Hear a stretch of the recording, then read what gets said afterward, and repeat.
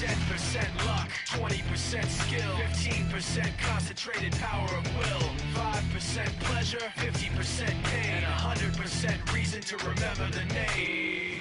This week on the Rebels, we're picking a book and talking about it, and I went in a little bit of a different direction from what the rest of the Rebels did, but they did just say to pick a book, so I picked this Myth and Legends or Illustrated Guide by Philip Wilkinson, and it is my favorite, absolute favorite book on all kinds of myths and legends and, you know, fantastical creatures and stories and that kind of thing.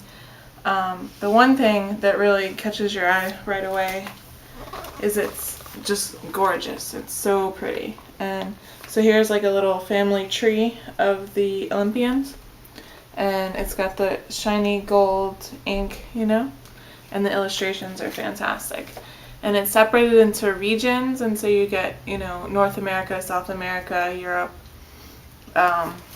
Australia, all the different kinds of cultures are included in it. And so it'll have things like King Arthur, who everybody is really familiar with, you know, that story. And then it'll also have things like Durga, who's a Hindu goddess, who most people probably don't know anything about. And it has features in there where it talks about all the different, for example, the goddesses of love. It also has a very, very good index, and I love the index so much because even if something's mentioned in a story and it's like a side mention, like for example, of course, I looked up dragons, and there's a mention in a story about a African god who talked to a dragon once, and it was just like one sentence. It was in the index. So, and also, I don't know if you guys can see this, but I'm gonna try to show this to you. At the bottom of every page, there's this little thing that says "See also." So it has, related stories indexed at the bottom of every single page. It's just a gorgeous book, and it's my favorite thing to look at whenever I'm looking for inspiration for some of my fantasy stories or characters. I definitely recommend it. And what's really blows my mind is all this great information. It's indexed so well, and it's so beautifully printed, and the list price is only $25.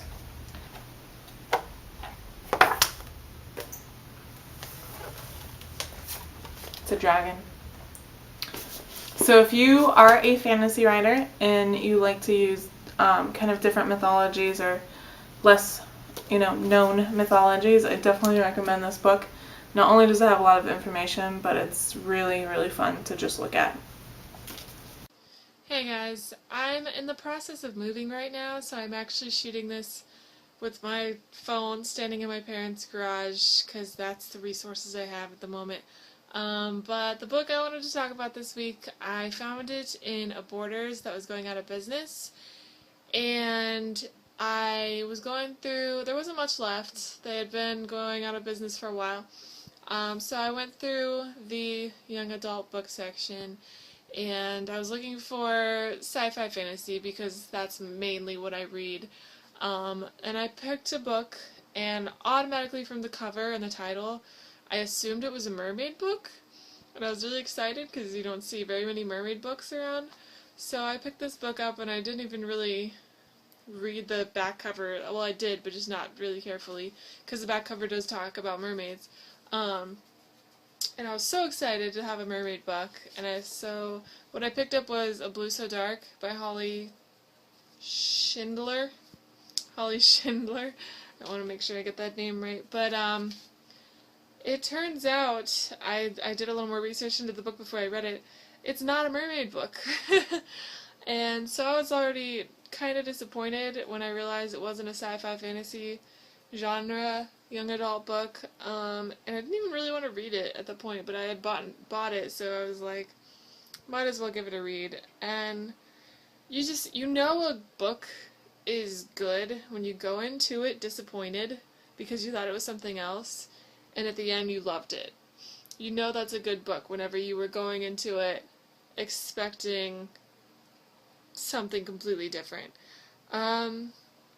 So, A Blue So Dark is about a girl who has to live with her mother who has a mental illness, and it's really depressing.